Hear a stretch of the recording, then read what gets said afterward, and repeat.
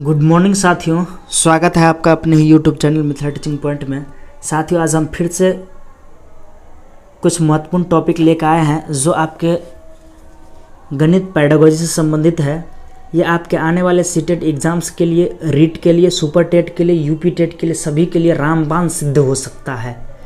गणित के ये सारे टॉपिक जो देख लीजिएगा और इनसे संबंधित प्रश्न कर लीजिएगा तो आपको गणित के पेडागोजी में कहीं भी दिक्कत नहीं होगा।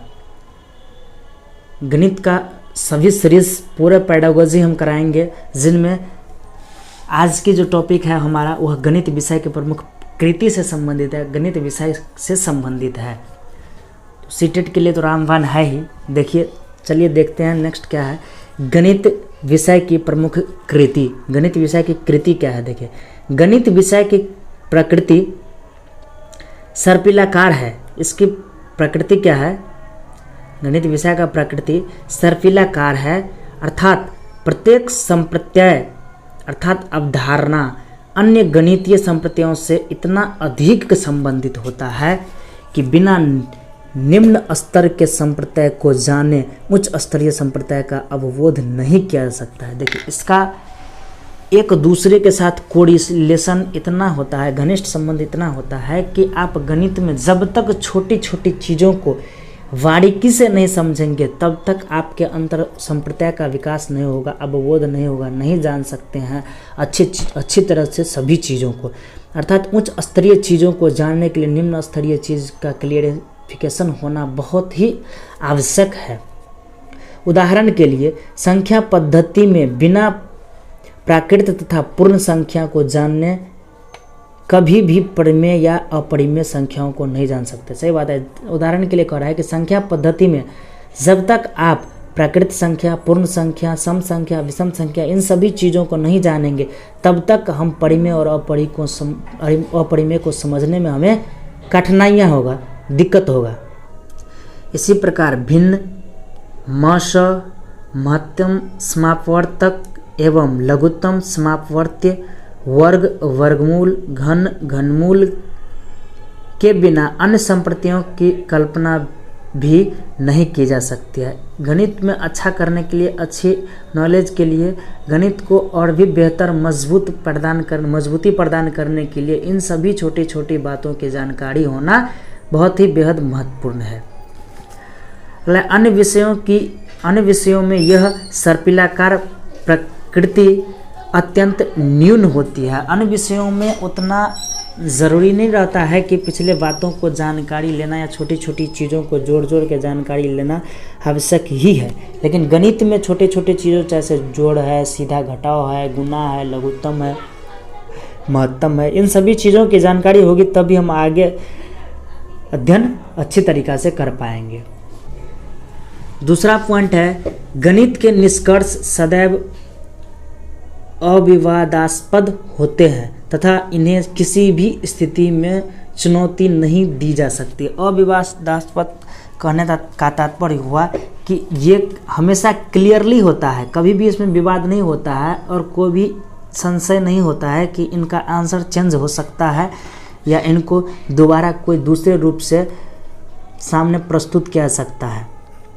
तीसरा, गणित के निष्कर्ष सार्वभौमिक होते हैं। इनके निष्कर्ष जो होते हैं वह सार्वभौमिक होते हैं, विस्तृत होता है, सभी रूपों में समान होता है। गणित की अपनी एक भाषा होती है तथा इसके संकेत, प्रतीक, चिन्ह विशिष्ट निष्कर्षों की उत्पत्ति करता है। और गणित का क्या होता है, एक इसका भी अपना भाषा होता है जो चिन्हों के द्वारा, संकेतों के द्वारा व्यक्त किया जाता है और स्पष्ट किया जाता है। पांचवा पॉइंट है, गणित एक गणितीय संकल्पना से अधिक तार्किक संरचना होती है। गणित में एक गणितीय संकल्पना से अधिक क्या होता है? तार्किक संरचना होता है, सोचने वाली संकल्पना होती है, थिंकिंग करने वाली होती है, मनन करने वाला, चिंतन करने वाला होता है तथा तर्क की सत्य के विवेचन का आधार है। तर्क ही क्या है? सत्य के विवेचन का आधार है। अर्थात तर्क करना, वितर्क करना ही क्या है? विवेचना का एक आधार है, विस्तृत रूप की जानकारी देने का एक आधार है। अगला पॉइंट है, गणित विषय सदैव यथार्थ, क्रमबद्ध, तार्किक तथा स्पष्ट होता है जो बालकों के निश्चित दृढ़ीकरण का निर्माण करता है। गणित विषय है यह सदैव यथार्थ होता है, एक क्रमबद्ध तरीका से होता है, तार्किक होता है, सोचनीय होता है, कल्पनीय होता है, जो एक निश्चित दृष्टिकोण का निर्माण करता है। अगला पॉइंट देखिए, इसी में और भी हो सकता है कि गणित अन्य विज्ञान विषयों का प्रमुख आधार है।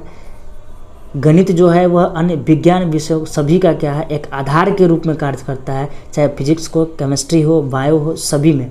कुछ विज्ञान विषयों जैसे भौतिक शास्त्र, खगोल शास्त्र, भूगर्भ विज्ञान जैसे विषयों की गणित के बिना कल्पना नहीं की जा सकती है।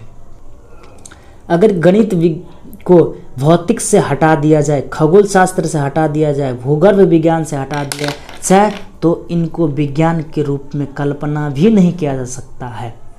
भौतिक शास्त्र को अगर पूर्ण रूप देता है तो उनका पूरा श्रेय गणित को जाता है। खगोल शास्त्र हो चाहे भूगर्भ शास्त्र हो, सभी में गणित का क्या है, बहुत ही बेहद महत्वपूर्ण रोल है। अगला है, गणित की प्रकृति वैज्ञानिक होती है। इनका प्रकृति जो होता है वह वैज्ञानिक होता है, क्योंकि इसके निष्कर्ष एक विशिष्ट वैज्ञानिक प्रक्रिया का पालन करके ही प्राप्त किए जाते हैं।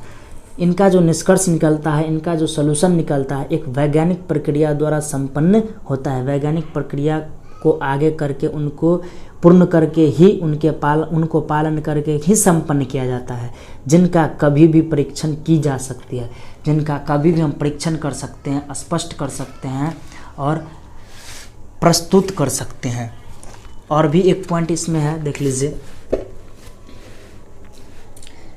गणित को कठिनाई के स्तर से सामान्य तौर पर अन्य विद्यालयी विषयों की तुलना में कठिन माना जाता है, किंतु स्पष्ट संरचना के कारण यह वास्तव में सरल तथा सरलता से अधिक योग्य है।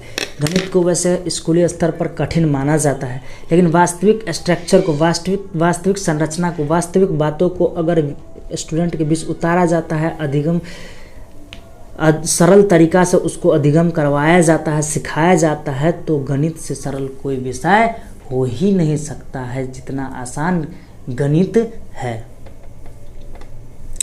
अगले वीडियो में जानेंगे हम कि गणित का उद्देश्य क्या है, कौन कौन से इनके उद्देश्य हैं, इन सभी के बारे में जानेंगे। तो इस वीडियो में रखते हैं इतना ही। आने वाले सीटेट एग्ज़ाम्स आपके लिए, आने वाले सीटेट एग्ज़ाम के लिए ये सब क्या है, बेहद महत्वपूर्ण है, इसलिए इनको आप बहुत ही गौर से अच्छी तरीक़ा से पढ़ लीजिए। सारे टॉपिक हम क्लियर करवा देंगे, सारे के सारे जितना भी टॉपिक बनेगा गणित शिक्षण विधियों में, सभी को स्पष्ट रूप से क्लियर करेंगे। और इनका नोट्स आप बनाते चलिएगा, एक बहुत महत्वपूर्ण नोट्स बन के तैयार हो जाएगा। चलिए फिर मिलते हैं नई वीडियो में नई कंटेंट के साथ, तब तक के लिए लेते हैं विदा। थैंक यू, धन्यवाद।